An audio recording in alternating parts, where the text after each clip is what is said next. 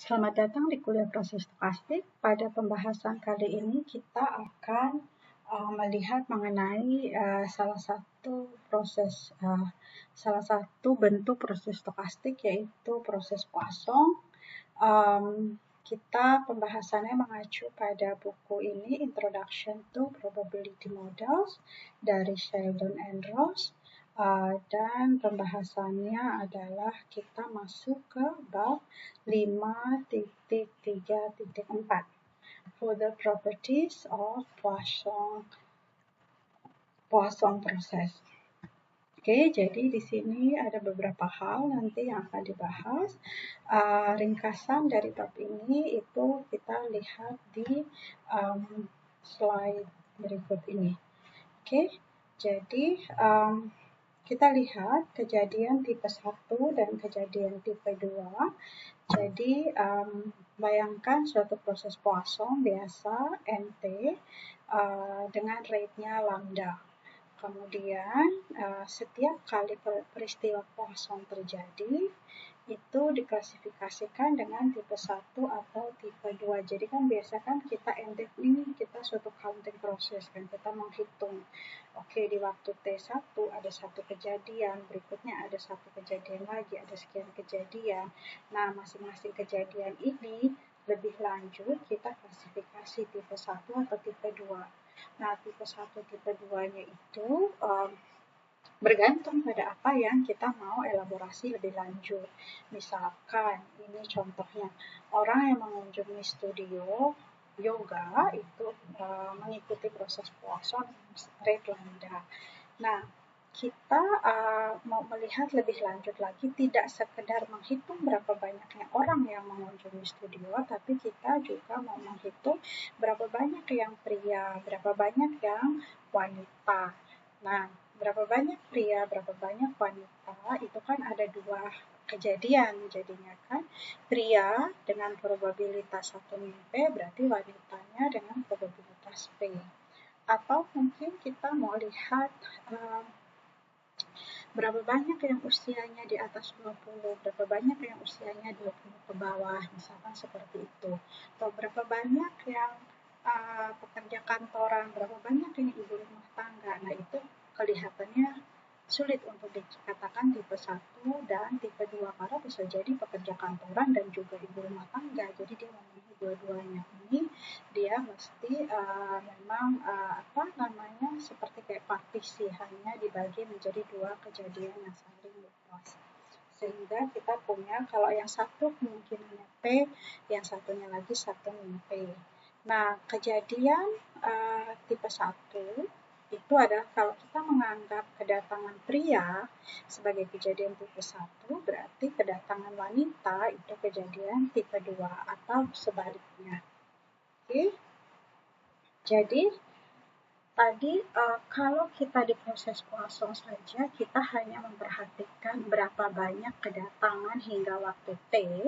Nah, kalau kita sudah membagi menjadi tipe 1 dan tipe 2, kita ingin memecah lebih rinci lagi berapa banyak kedatangan kedatangan hingga waktu T, dan lebih lanjut sebanyak itu berapa banyak yang tipe 1, berapa banyak yang tipe 2, berapa banyak yang laki-laki, berapa banyak yang perempuan, misalnya kalau seperti contoh yang sebelumnya tadi.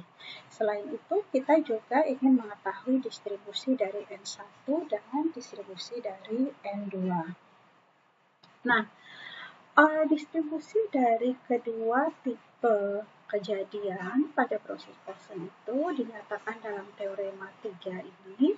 Jadi, ternyata kalau NT itu proses Poisson dengan rate lambda, kemudian tadi N1T itu adalah kemungkinan terjadi, tadi adalah kejadian datangnya wanita, misalkan wanita dengan probability P, laki-laki dengan probability 1 min P, maka counting untuk masing-masing tipe itu ternyata juga proses Poisson dan dibagi proporsional, katanya proporsional. Jadi kalau tadi rate-nya lambda, berarti kalau N1T tadi adalah probability yang tipe 1-nya P, berarti P kali lambda rate-nya. Kalau yang N2 tadi adalah probability tipe 2-nya 1 min P, komplement dari si P, berarti rate-nya adalah 1 min P kali lambda. Dan juga ditunjukkan bahwa kedua proses ini juga saling bebas. Nah, ini buktinya. Jadi, kita mau lihat misalkan, oke, dari sekian banyak counting, dari countingnya itu sebanyak MT, kita pecah menjadi kejadian tipe 1-nya N, kejadian tipe 2-nya M.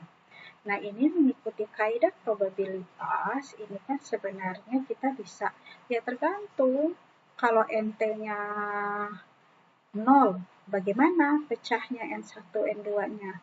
Kalau NT-nya 1, bagaimana? Kalau NT-nya 2, kalau NT-nya 3. Kan kita nggak tahu NT-nya berapa. Jadi ini jumlahan seluruh kemungkinan given NT sekian dipecahnya seperti ini. Tapi karena belum pasti NT-nya sama dengan sekian, maka kita ada masukkan probability NT sama dengan I. Dan kita memperhatikan seluruh kemungkinan nilai I. Oke, tapi kan sebenarnya tadi kita maunya adalah N1-nya N, N2-nya M. Berarti NT-nya harusnya N plus M dong. Jadi dari seluruh kejadian ini, kita sudah tahu karena kita mau N dan M, ya berarti totalnya adalah N plus M. Gitu ya, sehingga probability N1 sama dengan N, N2 sama dengan M, sekarang kita bisa nyatakan seperti di baris ketiga persamaan ini. Nah, sekarang kita lihat, oke, ini sampai NT itu adalah N plus M, ini kan dia suatu proses Poisson ya. Proses Poisson bisa dikatakan increment dari 0 sampai T. Gitu kan? Increment itu adalah mengikuti distribusi Poisson, sehingga yang untuk yang sebelah kanan ini, increment dari 0 sampai T itu adalah N plus M, berarti ini mengikuti distribusi Poisson dengan minnya N plus M. Sehingga itu probability NT sama dengan N plus M adalah dinyatakan dengan perumusan yang ini. E pangkat min lambda T pangkat N plus M per N plus M faktorial. Nah, yang di sini kita bisa lihat ini sebenarnya, banyaknya kejadiannya sebanyak N plus M. Berapa peluang bahwa kejadian pertamanya N, kejadian keduanya M?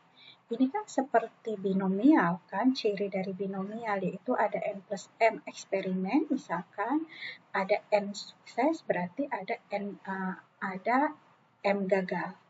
Oke, jadi di sini kalau N kita bilang sukses berarti probabilitas suksesnya P, atau kalau M kita bilang sukses berarti probabilitas suksesnya 1 min P. Ini saling komplement aja.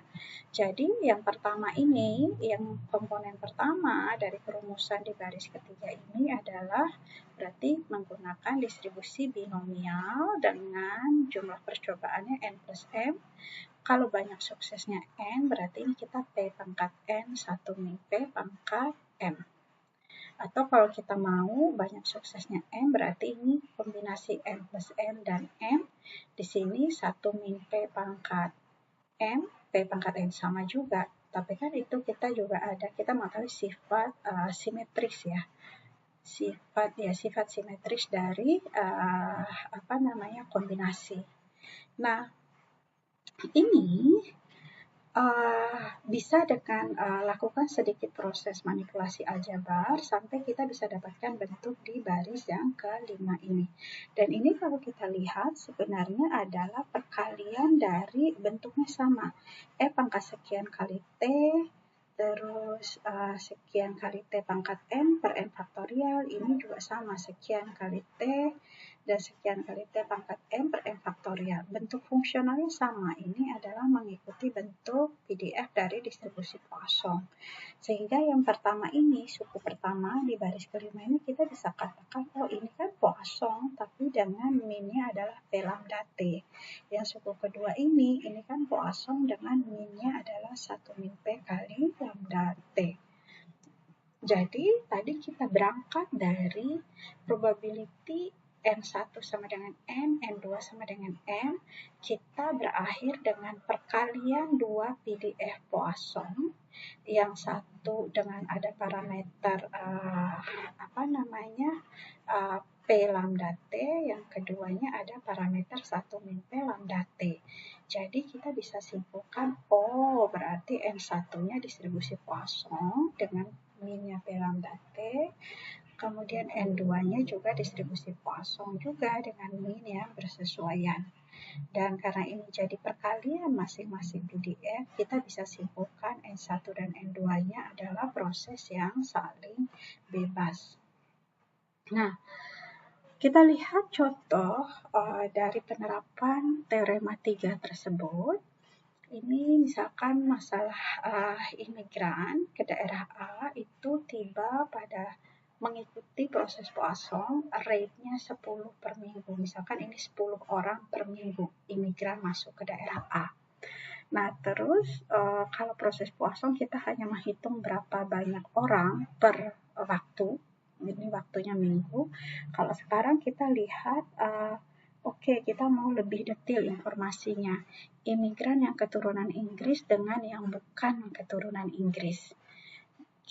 Nah jadi kita bisa katakan yang keturunan Inggris itu proses Poisson tipe 1, yang keturunan bukan Inggris itu proses Poisson tipe 2. Proses Poisson tipe 1 dengan P-nya 1/12, yang bukan keturunan Inggris itu proses Poisson dengan tipe 2 dengan P-nya komplementnya yaitu 1 min 1/12 yaitu 11/12. Nah, berapa probabilitas tidak ada orang keturunan Inggris akan berimigrasi ke daerah A selama bulan Februari? Ini dia 1 bulan, padahal ini rate-nya dia bilang 10 per minggu, tapi kita bisa kalikan saja.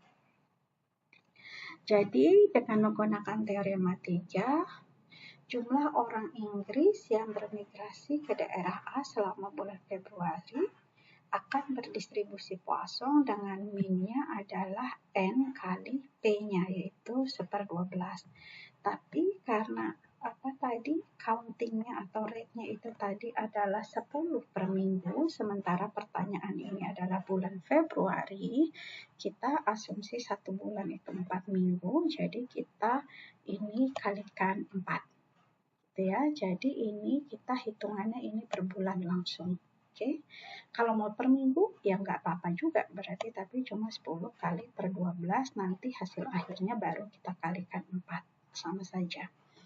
Jadi setelah bulan Februari distribusi Poisson min-nya seperti ini, sehingga probabilitas tadi pertanyaannya tidak ada orang yang keturunan Inggris, berarti probability bahwa N1-nya sama dengan 0 selama bulan tersebut. Nah, ini kan tadi dia N1 distribusi Poisson dengan minus 10/3. Di sini pertanyaannya probability N1 sama dengan 0 menggunakan PDF Poisson E pangkat min mu pangkat X per X faktorial.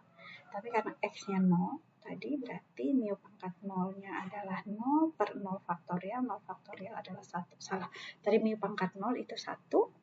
Per 0 faktorial juga 1, sehingga yang tersisa adalah E pangkat min mu. Jadi E pangkat min 10/3, 0,0357. Nah, ini kita lihat contoh berikutnya adalah bagaimana kita memaksimalkan total return. Jadi ini kita bisa lihat, kalau Anda ingin menjual barang, kemudian penawaran datang dengan proses Poisson, artinya kan yang mengikuti proses Poisson dengan rate lambda tuh datang satu orang memberikan penawaran, datang orang berikutnya memberikan penawaran. Jadi yang berdistribusi Poisson itu adalah banyaknya orang yang datang memberikan penawaran. Itu mengikuti Poisson dengan rate lambda. Kalau tadi dalam konteks yang dibahas di sini itu N-nya. Itu berdistribusi Poisson dengan rate lambda.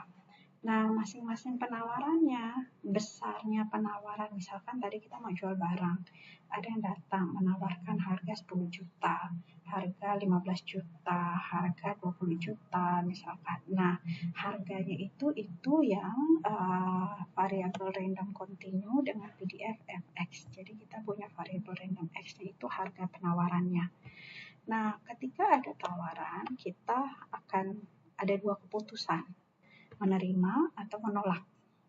Oke, menerima atau menolak, kemudian kita menunggu tawaran berikutnya. Dari kondisi ini sebenarnya sudah ada indikasi kita ke proses poisson tipe 1, misalkan adalah menerima penawaran, proses poisson tipe 2 itu menolak penawaran, atau sebaliknya. Kemudian kita bisa aja sih kita kalau tawarannya kurang menarik gitu kan, kita tolak terus gitu sampai didapatkan tawaran yang cukup menarik. Masalahnya semakin lama kita menolak itu juga semakin besar biayanya karena per satu satuan waktu kita mengeluarkan biaya C. Gitu kan. Jadi di sini ada semacam trade-off, semacam negosiasi. Semakin kita menunggu tawaran terbaik, itu biasanya perlu waktu lama, tapi semakin lama kita menunggu, itu juga biaya yang dikeluarkan juga semakin besar. Artinya, dan kita baru mau menjual kalau ada penawaran yang melebihi batas nilai tertentu, misalkan misalkan tadi saya baru mau jual barangnya kalau harganya itu di atas 20 juta lah. Nah, datang orang pertama memberikan penawaran 15 juta, saya tolak. Berikutnya datang lagi memberikan penawaran 17 juta, saya masih tolak. Tapi karena nolak tadi ada biaya yang harus saya keluarkan. Misalkan biaya sewa gudang untuk menyimpan barang tersebut atau biaya perawatan barang. Sehingga kita mau mencari yang optimal, berapa sih nilai terbaik untuk V gitu, supaya saya begitu datang saya nggak main terima aja berapapun tawarannya, tapi juga saya nggak terlalu jual mahal. Intinya seperti itu. Nah, di sini kita lihat Oke, berarti V itu tentunya yang akan memaksimumkan expected return. Apa itu return? Return itu adalah tadi harga penawaran dikurangi dengan, kan itu uang yang kita terima, dikurangi dengan total cost. Total cost-nya tadi yang C itu per satu satuan waktu. Nah, berapa banyak uang yang kita terima, yaitu kan tergantung penawaran si pembeli. Jadi ini adalah X ini besarnya tawaran yang diberikan kepada kita. Dia tadi katanya punya distribusi FX. Nah, tadi kita baru menerima penawaran kalau X-nya lebih besar dari suatu nilai V. Berarti kan kita melihat probability X lebih besar dari V. Atau kalau di sini probability X lebih besar dari suatu nilai diberikan oleh, disimbolkan seperti ini, fungsi komplement dari fungsi distribusi. Nah, kemudian selama waktu T itu, misalkan NVT itu banyaknya penawaran yang nilainya lebih besar dari V. Sehingga tadi menggunakan teorematika kita tahu bahwa NVT ini adalah suatu proses Poisson dengan rate-nya lambda kali ini komplement dari fungsi distribusi. Karena ini kan berarti proses Poisson, tapi kita lihat lebih besar dari V atau kurang dari V. Gitu kan. Kalau lebih besar dari V, oke, probabilitasnya sekian. Kalau kurang dari V, probabilitasnya 1 minus sekian. Jadi itu yang lebih besar dari V, misalkan kita bilang itu proses Poisson tipe 1, yang komplemennya proses Poisson tipe 2. Menggunakan teorema 3 tadi, masing-masing tipe itu adalah juga suatu proses Poisson dengan rate-nya proporsional terhadap probabilitasnya. Makanya tadi min-nya lambda dari si n-nya, berarti probability tipe 1-nya F bar, berarti rate-nya ini adalah lambda kali F bar. Nah, kemudian kita juga karena tadi ada cost ya untuk per satu satuan waktu, jadi kita juga harus mempertimbangkan waktu kita menunggu sampai kita berhasil menjual barang itu. Nah, kita berhasil menjual barang kalau sudah pokoknya penawar pertama yang memberikan nilai lebih besar dari V. Berarti kan ini kita ambil T waktu sampai offernya accepted, artinya waktu sampai kita menjual, berarti waktu sampai ada penawar yang pertama kali memberikan harga lebih besar dari V.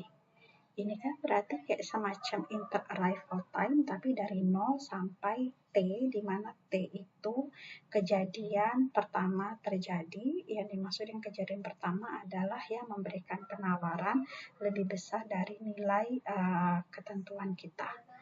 Kita di pelajaran sebelumnya kita sudah tahu bahwa dengan kondisi seperti itu T-nya adalah berdistribusi eksponensial dengan min-nya 1 per rate ini. Jadi 1 per lambda kali F bar. Nah, kemudian tadi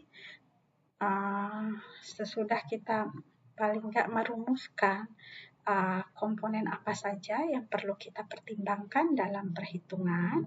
Kemudian kita lihat return-nya, total return-nya itu adalah nilai yang ditawarkan gitu ya dari si pembeli dikurangi C kali waktu sampai barang itu berhasil kita jual, karena tadi satu satuan waktu cost-nya C. Kalau 2 satuan waktu sampai kita berhasil menjual berarti C kali 2 dan seterusnya. Sehingga expected return-nya ya expected ini value dari accepted offer dikurangi C kali expected dari waktu tunggunya. Nah, jadi di sini kita menghitung expected return, expected RV, ini berarti kan expected dari X bersyarat X-nya lebih besar dari V dong. Ya kan, ini kan kita baru jual kalau harganya lebih besar dari V. Dikurangi dengan cost-nya. Oke. Kemudian expected X bersyarat X lebih besar dari V, berarti kita ini adalah ekspektasi bersyarat integral X kali PDF bersyarat dikurangi ini. Kalau dia yang di sini time until an offer accepted, karena tadi dia berdistribusi eksponensial dengan min-nya 1 per lambda kali F bar. Jadi ya udah expected-nya ya 1 per lambda kali F bar. Kemudian dikalikan C. Jadi kita punya C 1 per lambda kali F bar karena C per satu satuan waktu cost-nya C. Jadi kalau total waktunya 1 per lambda kali F bar ya total cost-nya C kali 1 per lambda kali F bar. Nah, yang di sini buka kembali kalkulusnya mengenai mengerjakan integral bersyarat. Kita dapat sampai bentuk seperti ini. Kemudian tadi kita maunya adalah supaya return-nya maksimum. Kan seperti itu ya. Jadi harga jual tinggi tapi cost-nya juga nunggunya juga jangan kelamaan supaya menjual tinggi tapi kalau cost-nya tinggi juga ya percuma aja, nanti uangnya habis cuma untuk bayar cost itu. Jadi kita mau memaksimumkan return. Oke, salah satu teknik di kalkulus adalah dengan mencari turunannya, kemudian sama dengankan 0. Jadi ini kita turunkan terhadap V. Kenapa diturunkan terhadap V? Karena tadi kan kita mau mencari, permasalahannya adalah berapa ya harga patokan yang harus saya tetapkan supaya return-nya maksimum. Jadi V-nya ini yang variabelnya. Jadi kita turunkan terhadap V, setting sama dengan 0, terus coba sederhanakan, kita dapat bentuk seperti ini. Oke, nah dari bentuk seperti itu, dibilang sebenarnya ini gampang sih melihat bahwa jadi bentuk akhirnya itu kan ini ya, integral V sampai akhirnya X min V Fx dx sama dengan C per lambda. Oke, C-nya dikasih tahu, lambdanya dikasih tahu. Sekarang V-nya geser. Ini kalau kita V-nya itu naik, ini fungsinya turun loh. Atau bisa jadi maksudnya yang jelas fungsinya tidak naik. Karena X-nya kan fix. V-nya naik, jadi X min V-nya ini terus turun. Jadi fungsi ini adalah fungsi yang tidak naik. Jadi ini katanya ini fungsi yang tidak naik. Nah, konsekuensinya tadi kan kita mau supaya bentuk ini sebenarnya kita maunya positif dong, gitu kan. Jadi, kalau ternyata ekspektasi X-nya kurang dari C per lambda, gampangnya di sini, kalau X-nya kurang dari C per lambda, berarti di sini kita dapatnya ini dong ya, negatif.